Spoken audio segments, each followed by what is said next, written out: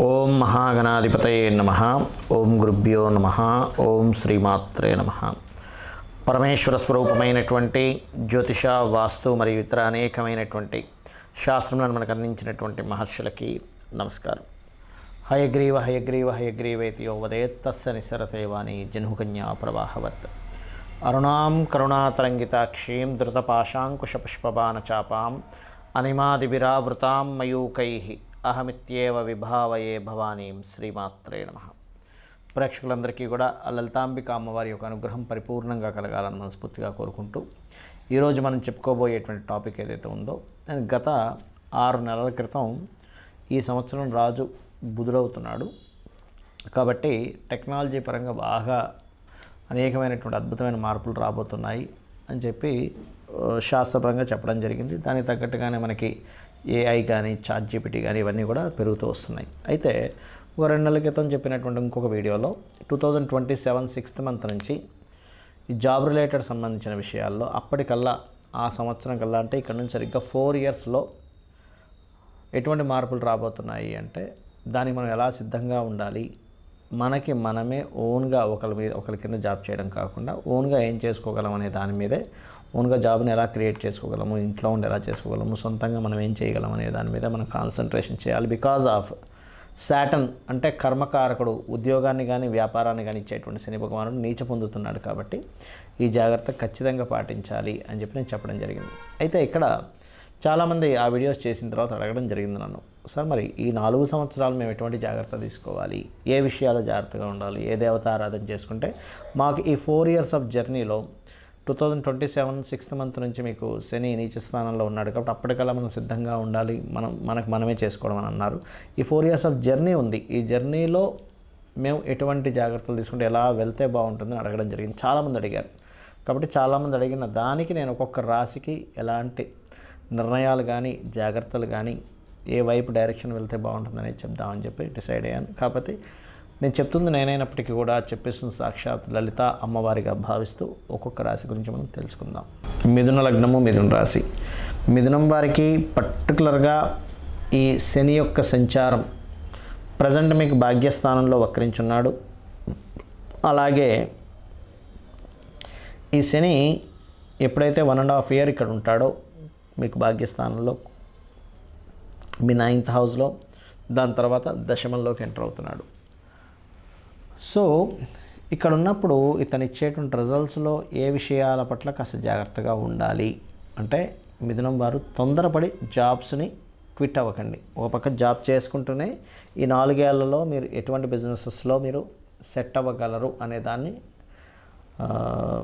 Ground work చేసుకుంటూ ఉండండి, గుర్తుపెట్టుకోండి. ఎందుకంటే ఎప్పుడు కూడా మనము సడన్గా ఏదో మానేసి సడన్గా ఇంకోటి ఏదో అప్పులు చేసుకుంటూ దాంట్లోకి వెళ్ళిపోతూ ఉంటాం. బికాజ్ ఆఫ్ మీకు పంచమ స్థానము అంటారు, అంటే ఆలోచనా స్థానంలో కేతు ఉన్నాడు. ఆలోచనా స్థానంలో ఎప్పుడైతే కేతు భగవానుడు ఉంటాడో అక్కడ మీకు ఆలోచన విషయంలో విచిత్రంగా ఇస్తూ ఉంటాడు. కాబట్టి ఈ 5th హౌస్లో కేతు ఉన్నాడు కాబట్టి మీరు ఎటువంటి నిర్ణయం తీసుకునేటప్పుడైనా సరే ఒక్కసారి మీరు గణపతిని తలుచుకొని నిర్ణయం తీసుకోండి, గుర్తుపెట్టుకోండి. గణపతిని తలుచుకొని నిర్ణయం తీసుకోండి. అయితే ఇక్కడ గుర్తుపెట్టుకోవాల్సిన అంశం ఏమిటి అంటే, ఈ పంచమ స్థానంలో కేతు ఉన్నందుకు గణపతి ఆలయాలకు రెగ్యులర్గా వెళ్తూ ఉండండి. అదేవిధంగా మీకు ఫైనాన్స్ ఇచ్చేటువంటి గ్రహాలు ఏమిటి, అసలు వేటి మూలంగా మీకు ఫైనాన్స్ వచ్చే ఛాన్సెస్ ఉంది అంటే ఓన్గా ఏదైనా ఎస్టాబ్లిష్ చేసుకోవడానికి పర్టికులర్గా మీకు real estate, food related, water related. అయితే ఫుడ్ రిలేటెడ్, వాటర్ రిలేటెడ్ మీరు చేయాలంటే మీ పర్సనల్ చార్ట్లో మూన్ యొక్క స్థితి గమనించండి. మూన్ శుభగ్రహాలతో ఉన్నాడు. మూన్ ఫైనాన్షియల్, సహజంగానే ఫైనాన్స్ కారకుడు అవుతాడు మూన్ మీకు.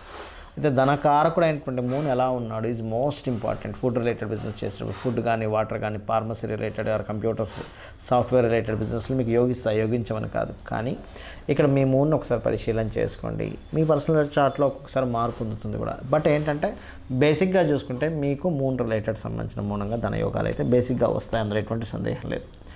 అలాగే మరొకటి ఏంటంటే ఇక్కడ గమనించుకున్నట్లయితే మూన్ అంటే ట్రావెలింగ్స్ కూడా వస్తుంది. ట్రావెలింగ్స్, ట్రాన్స్పోర్టింగ్, క్యాబ్స్ ఈ ఎస్టాబ్లిష్ చేయడం, ఇవన్నీ కూడా మానసికమైనటువంటి రోగులకి వాళ్ళకి ఏదైనా గైడింగ్ చేసి సెట్ చేయడం. ఎందుకంటే మీకు 10th లార్డ్ ఈజ్ జూపిటర్ అవుతాడు.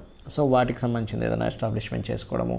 అదేవిధంగా చూసుకున్నట్లయితే చిన్నపిల్లలకు సంబంధించింది ఏదైనా చిల్డ్రన్కి సంబంధించింది ఏదైనా బిజినెస్లు అంటే చిన్నపిల్లల బట్టలు కావచ్చు, చిన్నపిల్లలకు సంబంధించింది ఏదైనా సరే ఆటల బొమ్మలు కావచ్చు, వాళ్ళని ఎంటర్టైన్మెంట్ చేసేటువంటివి కావచ్చు, ఇవన్నీ కూడా మీకు యోగిస్తాయి. అయితే ఇక్కడ మీకు ఫైనాన్షియల్గా ఇంకా బాగా గ్రోత్ రావాలి అంటే కనుక నవగ్రహాల్లో పర్టికులర్గా మీరు కుజ మరియు గురువు, ఇది మీ వరకేనండి, అన్ని లగ్నాల వాళ్ళకి అన్ని రాసుల వరకు కాదు. ఈ కుజ గురు గ్రహాల దగ్గర దీపారాధన చేసుకుంటూ నవగ్రహాల దగ్గర దీపారాధన చేసి ఒక 9 ప్రదక్షిణాలు చేసుకుని మంగళవారము గురువారం చేయాలి ఇది. అదేవిధంగా ఆలయంలో ఉన్నటువంటి అమ్మవారికి అరటి పళ్ళని సమర్పించడము, లేదా మీరు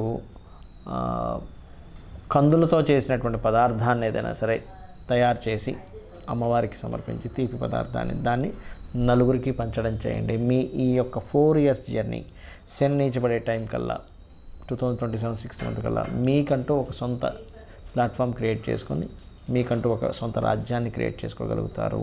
ప్రధానంగా ఇక్కడ చాలామంది అడుగుతున్నది ఇంకోటి ఏంటంటే, ఎన్ని రోజులు చేయాలి ఏ రెమెడీ అయినా, ఎన్నిసార్లు చేయాలి? ఇప్పుడు నేను మీకు మీ రాశిరీత్యా ఈ ఫలానా ప్రక్రియ చేయండి అని చెప్పాను. అయితే ఇక్కడ చాలామందికి రాశి లగ్నం తెలియని వాళ్ళు కూడా ఉంటారు. వాళ్ళు ఏం చేయాలి అంటే సింపుల్గా ఏమీ లేదు, వాళ్ళందరూ కూడా చేయవలసినటువంటిది శనివారాలు గుర్తుపెట్టుకోండి. సాటర్డేస్, పర్టికులర్గా సాటర్డేస్ లేదా బుధవారాలు లేదా శుక్రవారాలు, బుధ శుక్ర శని ఈ 3 గ్రహాలకి దీపారాధన చేయండి. ఇది మీకు లైఫ్ లాంగ్ ఒక మంచి రెమెడీగా పనిచేస్తుంది. ఏది నాకు డేట్ ఆఫ్ బర్త్ లేదు, టైం లేదు, నా రాశి నక్షత్రం ఏమీ తెలియదు అనేటువంటి వారు. అలాగే ఈ రెమెడీస్ ఏవైతే ఉంటాయో ఎప్పుడు గుర్తుపెట్టుకోండి, కంటిన్యూస్గా చేయండి. ఏదో ఒకరోజు చేశాను, 2 రోజులు మానేశాను, మళ్ళీ 4 రోజులు చేశాను అనుకుంటే మీకు అది ఆ రెమెడీ ఎట్టి పరిస్థితుల్లో పని చేయదు, గుర్తుపెట్టుకోండి. ఇక మూడో విషయం ఏంటంటే, ఇక్కడ ఫైనాన్షియల్ గ్రోత్కి లలితా సహస్రనామాల్లో ఓం సంపత్కరీ సమారూఢ సింధుర వ్రజ సేవితాయై నమః అనేటువంటి నామం రెగ్యులర్గా చేయండి. చేస్తూ ఈ 4 ఇయర్స్ ఆఫ్ పీరియడ్లో ఏమవుతుంటుందంటే, మనం చేసే చిన్న చిన్న మిస్టేక్స్ వల్ల అప్పులు పెరుగుతాయి, మళ్ళీ అక్కడ ఇంకా ఇబ్బంది వస్తుంది. కాబట్టి అప్పులు తీరడానికి ఓం అపర్ణాయే నమః అనే నామస్మరణ చేయండి.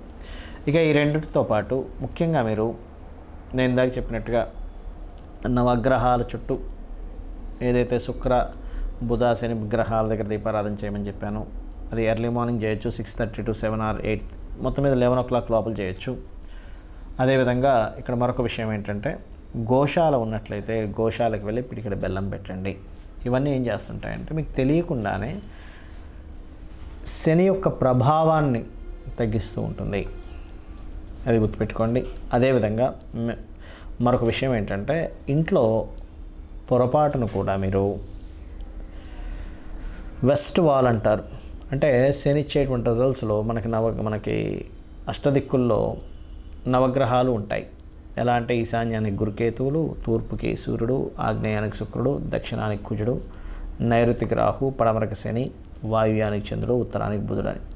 శని స్థానం మనం ఇక్కడ ఏమని చెప్పుకున్నాము, పడమర స్థానం.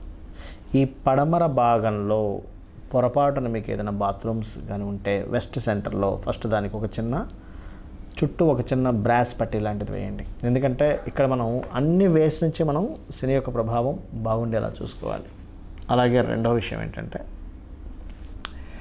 మీరు లైఫ్లో గెయిన్స్ అండ్ ప్రాఫిట్స్ బాగా రావాలి మీ లైఫ్లో. ఎందుకంటే ఈ 4 ఇయర్స్ ఆఫ్ పీరియడ్లో మీరు మీకంటూ సొంత ప్రపంచాన్ని సొంతంగా క్రియేట్ చేసుకోబోతున్నారు, మీ ఓన్ వరల్డ్, ఎవరి మీద ఆధారపడకుండా. కాబట్టి ఏంటంటే ఇది క్రియేట్ చేసుకోవాలంటే ఫస్ట్ మీరు బెనిఫిట్ జోన్స్లో ఉండాలి ఎప్పుడు ఇంట్లో. అంటే బెనిఫిట్ జోన్స్ మీరు చేసే ఎఫర్ట్స్ కంటిన్యూ అవుతూ మీరు చేసేటువంటి ఎఫర్ట్ ఏదైతే ఉంటుందో అది సక్సెస్ అయ్యే జోన్లో ఉండాలి. అందుకని మీరు ఏం చేస్తారంటే, మీ యొక్క గృహంలో నైరుతి బెడ్రూమ్ ఉంటుంది, మీ అందరికీ తెలుసు మాస్టర్ బెడ్రూమ్ అంటూ ఉంటారు. దాంట్లో వెస్ట్ వాల్ ఉంటుంది, వెస్ట్ వాల్ పడమర గోడ. వెస్ట్ వాల్ దగ్గర కూర్చొని మీరు చేసేటువంటి వర్క్స్ ప్రతిదీ కూడా చేయండి. అదేంటంటే డిజైర్స్ పాయింట్ అంటారు. ఆ వెస్ట్ వాల్కి, నైరుతి బెడ్రూమ్లో ఉన్న వెస్ట్ వాల్కి పర్టికులర్గా మీరు ఒక ఎల్లో కలర్ షీట్ మీద మీరు ఈ 4 ఇయర్స్ ప్రణాళిక ఏమిటి, ఏం చేయబోతున్నారు, because of that is the point of desires point అంటారు.